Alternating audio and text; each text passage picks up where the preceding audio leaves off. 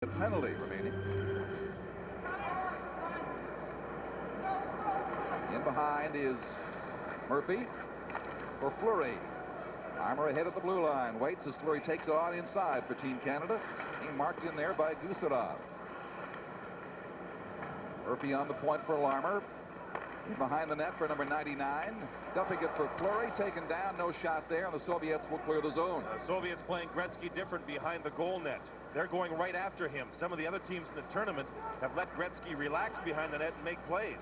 Larmer off Stewart, the referee's leg, and they get it back to center ice, the Soviets do, with 19 seconds left in Kazatonov's penalty in the final minute of play in period 1 here in Quebec. Here's Gretzky trying to set up Stevens and couldn't quite get it to him.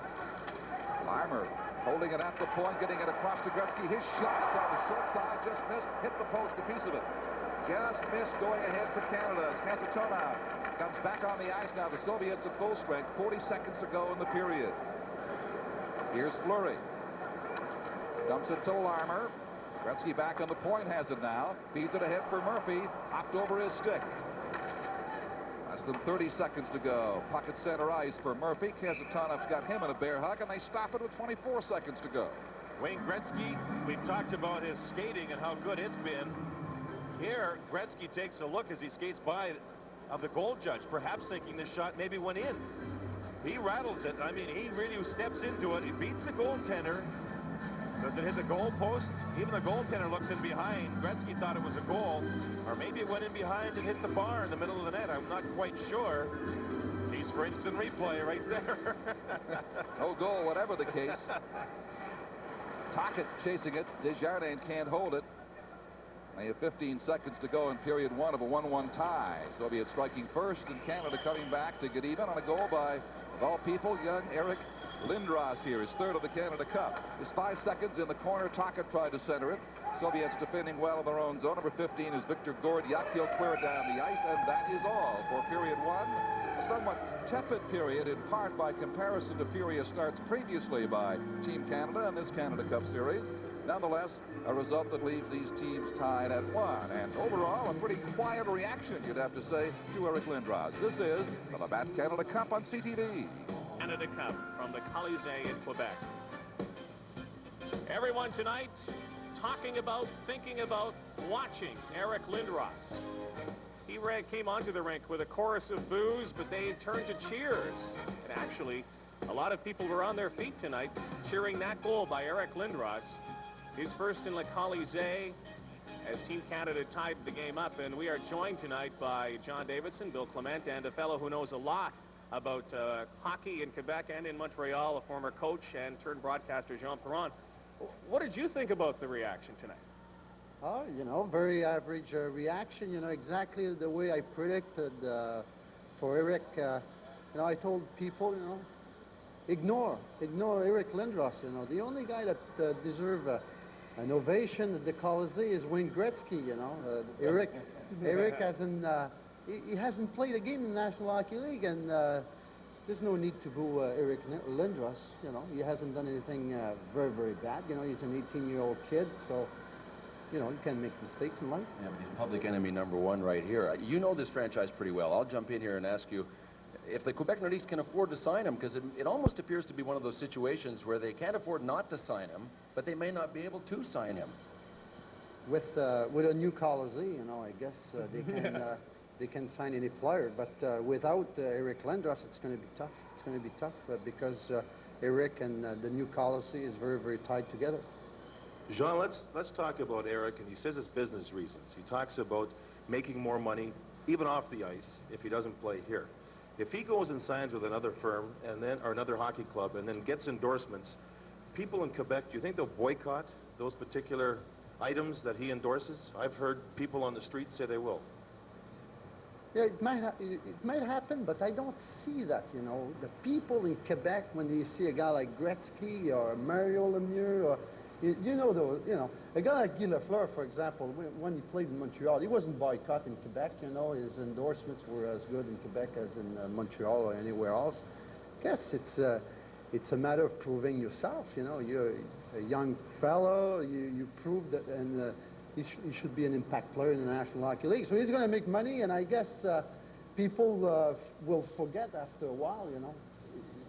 When you're an adult, you know what it is, eh? We don't know yet. You make mistakes. You make mistakes, and the next day it's like Canseco, you know, he gets booed all over the place, but they still buy items, you know, where Canseco signed his name on.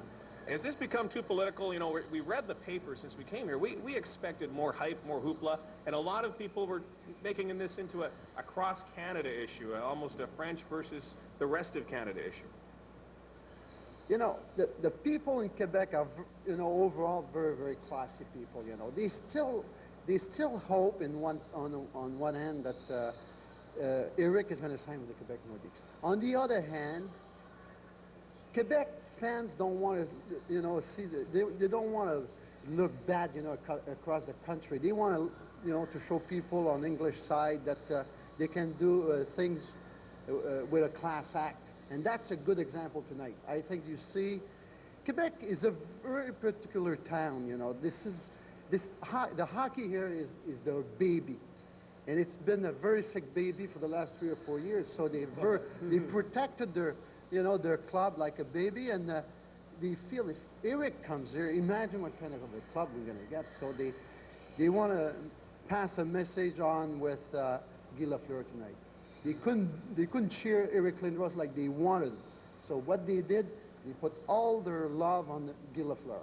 And they did. We're going to be back in a moment. It's 1-1 after one period. This is the 1991 Labatt Canada Cup on CTV. Interesting first period. Pity that a game between Canada and the Soviet Union has to be overshadowed by so much hype.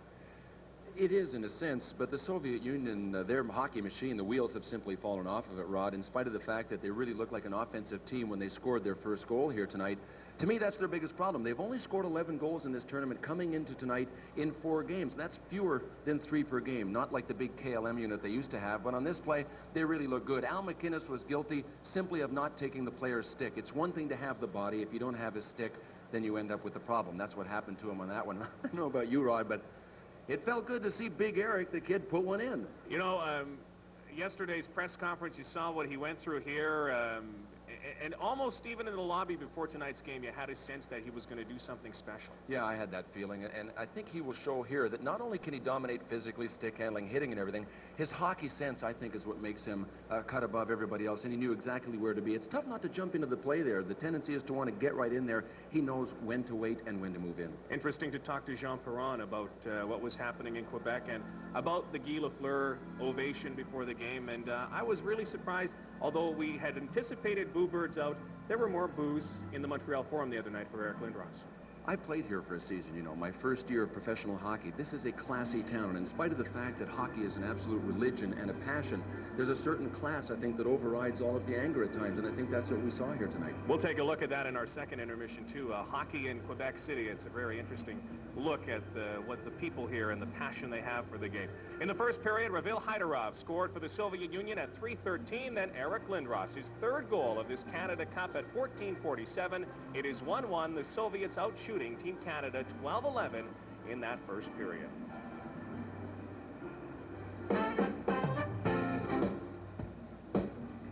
CTV's coverage of the 1991 Labatt Canada Cup is being brought to you in part by Canadian Tire. Canadian Tire is a proud sponsor of Canada Cup. There's a lot more to Canadian Tire than tires. Mike Keenan still upset with referee Paul Stewart about the ice conditions. Here comes Wayne Gretzky. Team Canada has not made an appearance on the ice yet. For more, let's go upstairs to John Davidson and Don Chevrier. Well, I tell you what the problem is. They did not, for whatever reason, flood the ice. They did scrape the ice, but basically it's not very much different from the first 20 minutes of usage, and therefore it will not be very fast ice in the second period. Lots of ruts and grooves in there. No, Don, I don't know if that's by design because the building is so warm and they were afraid of the water just sitting on top of the ice and not freezing up, or if there was a problem with the machine. Most arenas have 2 machines, Zambonis they can use if one breaks down. I kind of suspect they decided because of the temperature in here not to put water onto the ice surface. Well, apparently as a side issue to the Lindros question here in Quebec, the Quebec Nordique and the city are negotiating for the use of this building, and they haven't struck a deal yet. And apparently when this hockey game ends, This will all be water. They turn off the plant and shut it down, and I'm not sure where the Nordique will go to train for the season. Money, money, money, money. It all revolves around money, huh?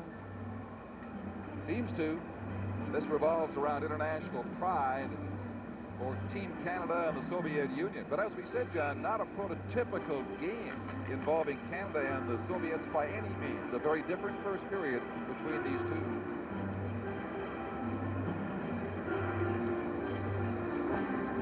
Let's go to Chicago Stadium now, John and Chevy. Right now, Team USA.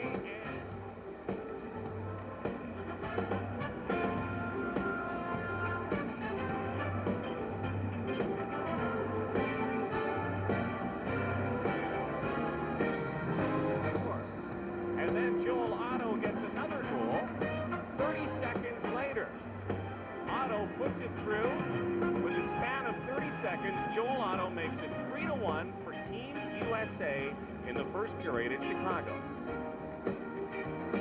And that is a preview of a semifinal game to come, providing Canada defeats the Soviets tonight, and Team Canada can claim first place in the round-robin portion of the Labatt Canada Cup.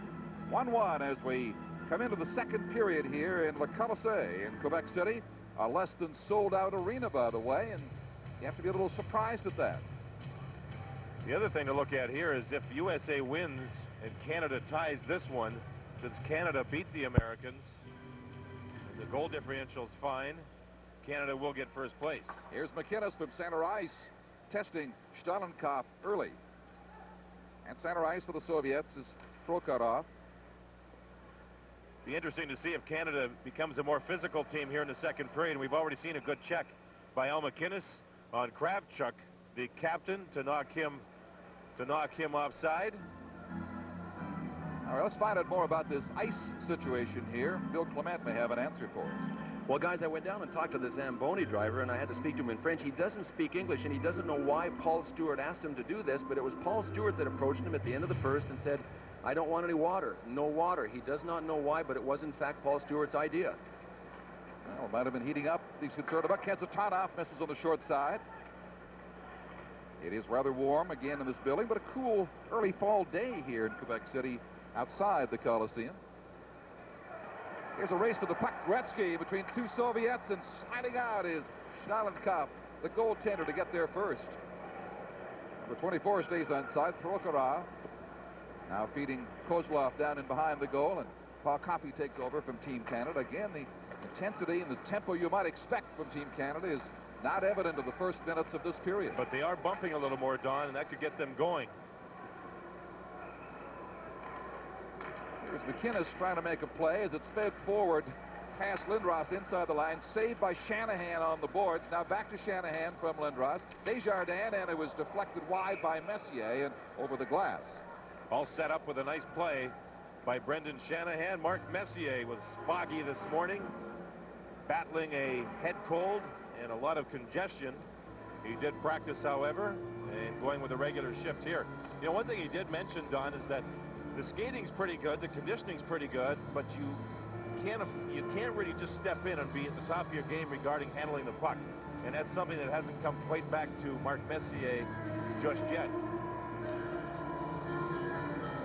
Lindros opposing Alexei Zemnov on the faceoff. Now, in watching this line that's on the ice with Lindros at center, Messier on the left side, and Shanahan on the right side, I think this is an example of Mike Keenan saying, let's get some big guys on the line. Let's see if they can get out there and crash and bang a little bit, and at the same time knock the Soviets back a step, along with lifting up the Team Canada's intensity. That player right there, Malahov, a great defenseman he will be. He is very young. He's been drafted by the Islanders. He's a 20-year-old, and he's going to be a star, and it may be in the National Hockey League. I think Islander fans are excited about him. Number 21 shooting it in, and Ranford had to be quick on that from the stick of Samak. Desjardins makes the pass to Shanahan at center ice. Hits the Soviet blue line. Waits for help. Will feed Messier down in the corner. Then a relay to Lindros. Past him in behind the net. Desjardins keeps it alive.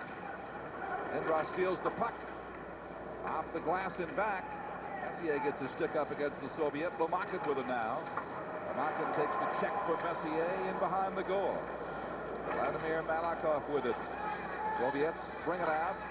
Mark Messier will go for that last check in the corner in the offensive zone. And they're still jostling out there, but the Soviets are going to get a power play in motion soon. This is the Labatt Canada Cup on CTV. 2 minutes for elbowing at 2:09 of the second period. So the Soviets with a power play opportunity to regain the lead. Messier moves in. Shanahan holds up the player. Messier, wow, he bangs him but gets caught. That's the first mean penalty of the game. We've had a holding, a hooking, an interference, and now a more rough-styled penalty, this time against Team Canada. On the Soviet power play is number 22, Vyacheslav Batsayev out there on the faceoff against Wayne Gretzky. Scott Stevens leaving into the Soviet blue line. Usarov going heavily to the boards. Larmer picks it up in the meantime as Stevens jostles with a Soviet player. Here's to Tatarov getting it down to the corner for the only goal scorer so far, Hyderov of the USSR. Hyderov in behind around on the near side. And the check made by Steve Larmer, who has it at center ice for Team Canada, and he'll go back and kill off some time as Will Gretzky circling and dumping it back inside his own blue line. A minute 15 to go in the Messier penalty. For Canada has scored a few shorthanded goals in this tournament. 2-on-1 penalty earlier in Maple Leaf Gardens. Here is Stevens now to Gretzky. They were one hair away from another one as Stevens tried to hit Gretzky. Gretzky was not checked at all, and he almost got the pass. Graham tapping it out at center ice. Fedorov trying to get it past Stevens. Fleury tried to dig it free.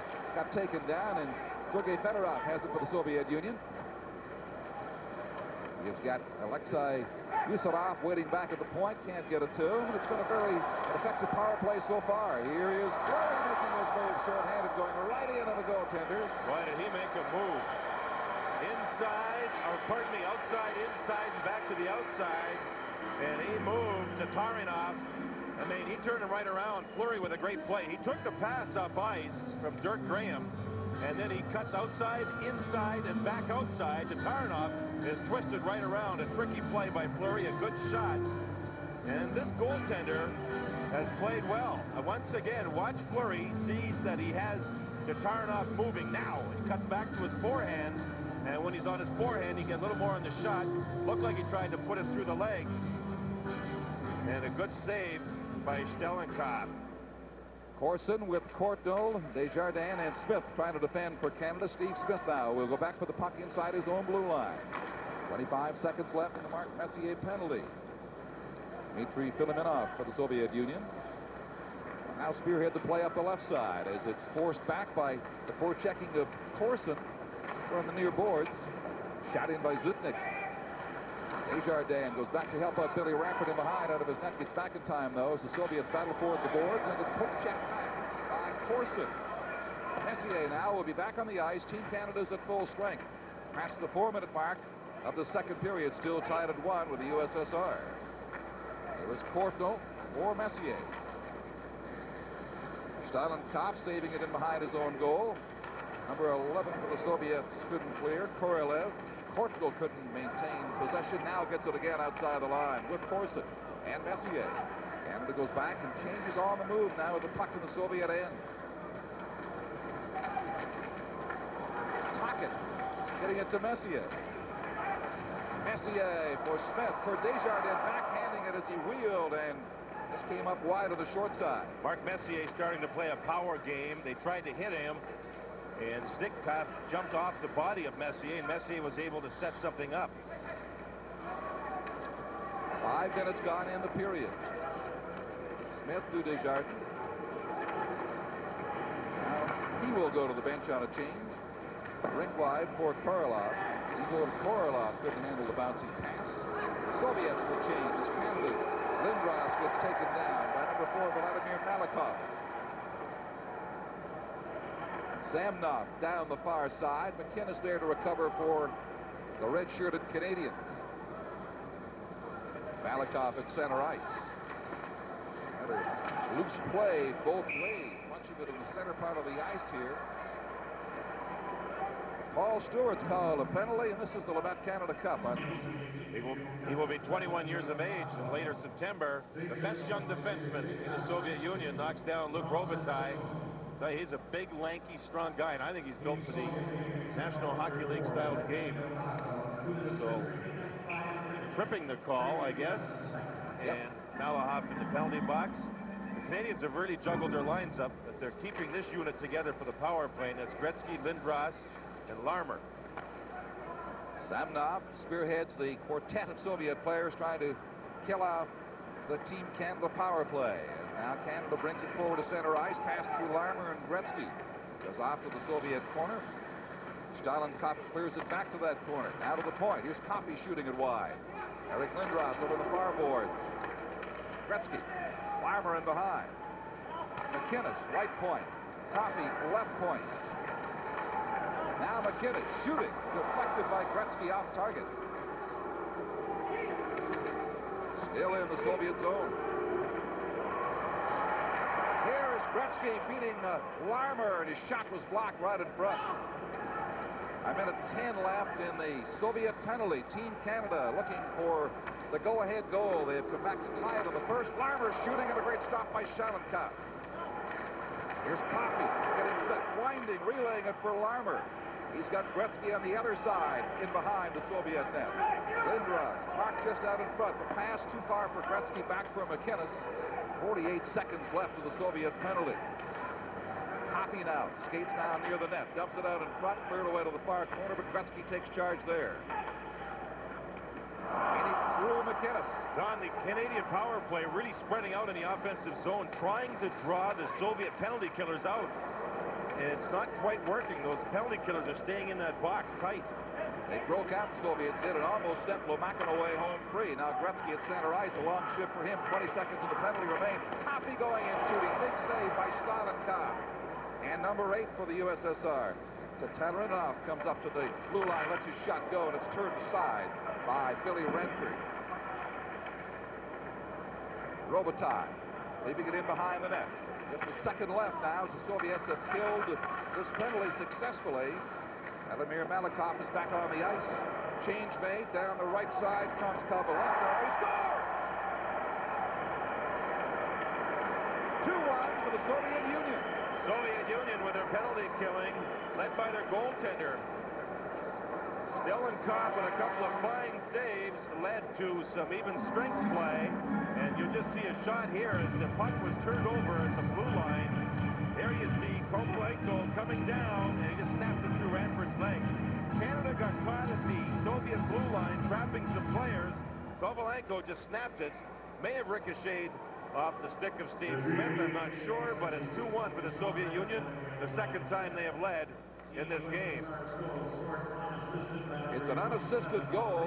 2-1 for the Soviet Union, coming up on 8 minutes here in the second period at the Colisée in Quebec City. So for the second time now, the Soviets have had the lead tonight. Stalinkov playing it around to the corner. Graham for Team Canada on the far boards. Number 15 is Victor Gordiuk.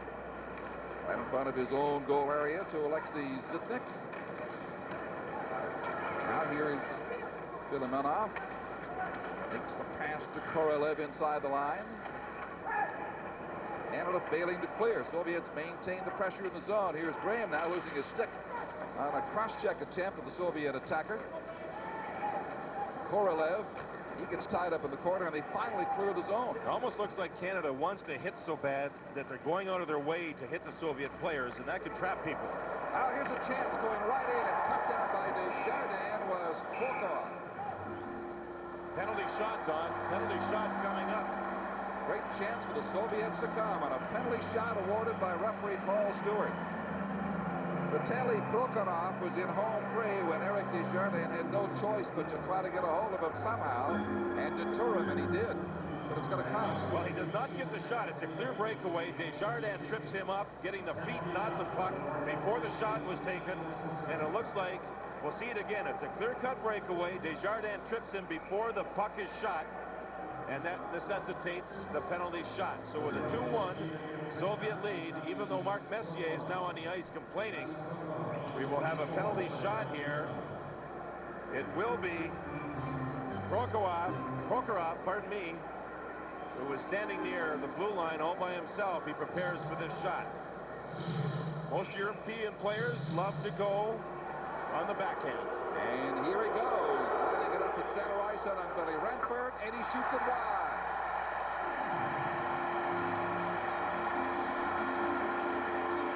Players that play in Europe, finesse players love to move in and go to the backhand, and that's exactly what happens here. I think the hand it's tipped, it's given away. One hand on the stick, the puck's in front of the player, so it automatically means it's going to be a deke and not a shot, and that was a deke.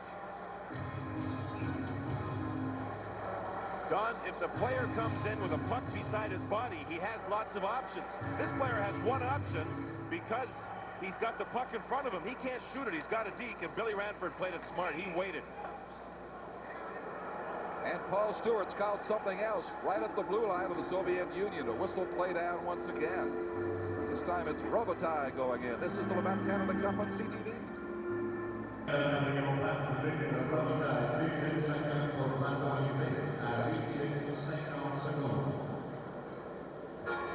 Soviets 2 and Canada 1. There'll be offsetting penalties with Paolo Robitaille and to number 9 Kozlov. 2 minutes each, I believe, for high sticking. Mike Keenan looks on. He's been very popular and unpopular in the Chicago newspapers lately with the trading of Doug Wilson. Jardin now from the face-off for Canada shoots it right on. Stahlenkopf turns that aside to the right at the blue line. Soviets try to regroup and bring it back up the ice. They almost had a 2-goal budge there, but Prokhorov missed the penalty shot on the backhand. Now here is number 18 for the Soviets. Fedorov getting a chance and not making very much of that. They come back with a pass to Kasatonov. Fedorov gets turned around by Smith at center ice. Now they send in Kravchuk. Kravchuk not go nowhere against Mark Messier. Don, he's a player that Chicago wants to sign right now to fill a hole that Doug Wilson left when he was traded. Kravchuk is Chicago Blackhawk property. Mike Keenan thinks he's a quality player. Keenan getting a first-hand look at the Soviet prospect tonight. 4-on-4 here for just 1:07 remaining in the 2 penalties. Now Gretzky gets on the ice, and when he gets on the ice when it's open ice, he's very dangerous. Stevens brings it up the left side to the blue line of the Soviet Union. Being watched by Kasatonov. Centers it out. Goaltender redirects that to the side of the net. The Soviets quickly clear the zone and bring it ahead. Left side pass for Semak. Semak. Pass back. Somehow it's the light flashes. It's no goal. No goal. Stewart waves it off. The light flashed for an instant. Paul Stewart kept his pace with the play, and he was right down on the goal line, even though it was a quick rush, and he waved it off. Tikhonov, a little smirk, not quite sure. Great passing work here between Fedorov, look at the Semak, pardon me, and the pass across. And this is the play right here where Semak puts it in, and Billy Ranford reached over and snared the puck. Whether it goes over the goal line or not, I'm not sure. Watch the pass across to Zamnov. Zamnov moves it back, and watch where the puck goes. Ooh, oh boy. Billy Ranford may have pulled the puck out of the net if it went over the goal line. That looked like that was a goal. Sure did. It was very, very close. Ranford with a fine play. And Paul Stewart. Paul Stewart was on the side of the ice where the puck was coming from, so he had a pretty good view of it. The goal judge started across the line. He flashed the light for a split second, but it's still a 2-win game. A close call there, and a penalty shot missed. And still only a 1-goal differential as Gretzky picks it up for Team Canada. Just past the 10-minute mark in the second period on the halfway mark in the hockey game. Gretzky now gets a stick, and Gretzky is down. Gretzky has been hit and is injured back of the Team Canada blue line. Ranford holds on as Gretzky will skate to the Team Canada bench. The Soviet player gets taken down hard. Zamnov. It was Semak's stick, I believe, that clipped Wayne Gretzky. Zamnov, number 26, is now on the ice. He's a player that really upset the Americans in their last game. In fact, Chris Chelios took a run at him, and Jeremy Roenick punched him during the handshake at the end of the game. Gretzky back asking for a penalty. He took, the Soviet player is face down and not moving very much. They are now coming out to attend to him. It is number 26, Alexei Samnov. So we've got all sorts of things happening here on the Labatt Canada Cup on CTV. This is Samnov going to the Soviet Union's dressing room. He was bleeding rather badly. Wayne Gretzky was clipped, as you see, in the bottom lip. So two players were hit with sticks. Gretzky got the stick, I believe, from Seamack as he turned. Seamack's stick. He tried to, I believe, lift up Gretzky's stick, and Seamack's stick right there into the face in a careless fashion on Wayne Gretzky. It was Seamack, number 21, careless use of the stick. And then at the other end of the ice, Al MacInnis, watch this cross-check. Stick is up from the Soviet player, and there's a cross-check right across the face by Al MacInnis, the Soviet player. And so far, nothing has been called. Well, that was Samnov, and the referee and the two linesmen are now talking in their protected area near the timekeeper's bench. And I don't know what will be handed out. We have an indication unofficially that Al MacInnis could be out of the game.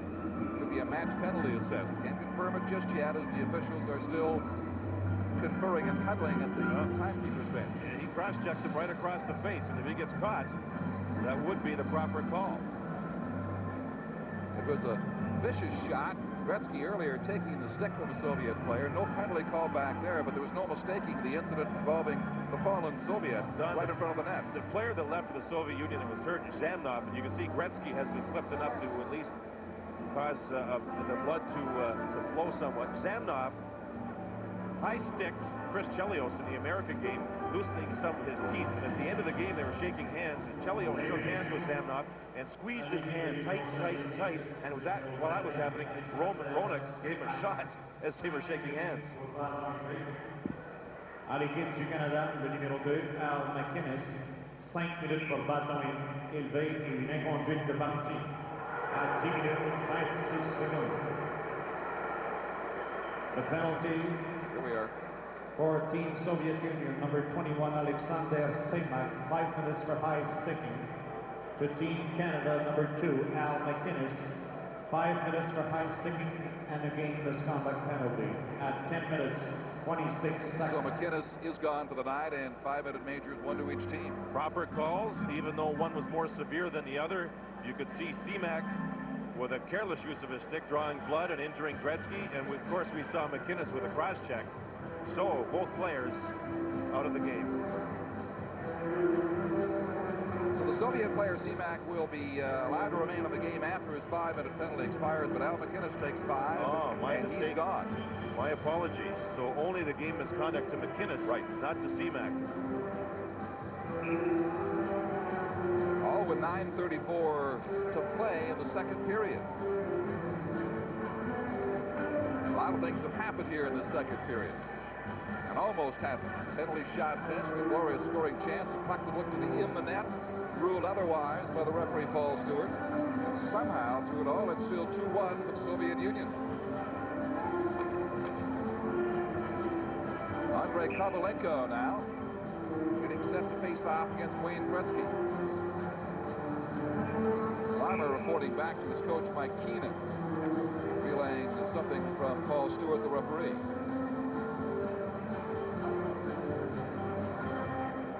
And finally, we're set to resume play here in Quebec City. On the face-off, Desjardins in the Canadian corners. Larmer, Coffey in pursuit with Gretzky. And they bring it out. Larmer, it's through him. Coffey tries to pick it up and does down the boards. Tatarinov checking him. Pass made right out in front for Gretzky, hopped over his stick. Gretzky digs it around on the near side. Soviet player is there first. Robitaille and Kozlov come back on the ice. A little more crowded now. Those were the offsetting penalties that expired.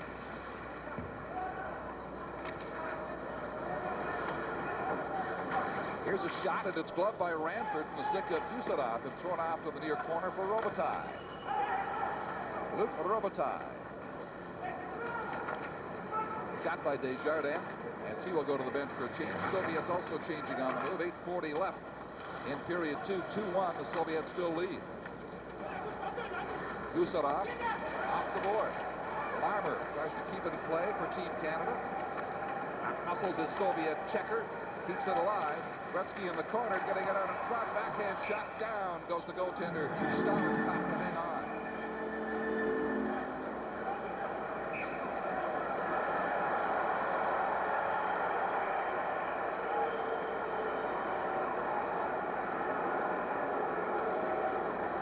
Robitaille will get a penalty. As he was bumped and hit a number of times, he reacted late to take a penalty.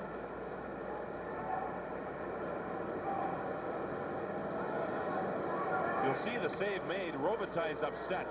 And there you see what he does as he retaliates to Gusarov. Gusarov had gone at Robitaille 3 or 4 times during that shift. But Robitaille got caught late after the whistle had sounded. So Canada will be shorthanded once again. They keep putting pressure on themselves, don't they? Down 2-1 already. Now this elbowing call, and the Soviets will have the advantage. Don, it's a second penalty in the offensive zone during this period. You don't mind taking penalties, but when you start taking lots of them in the offensive zone, they start to wear. Shane Corson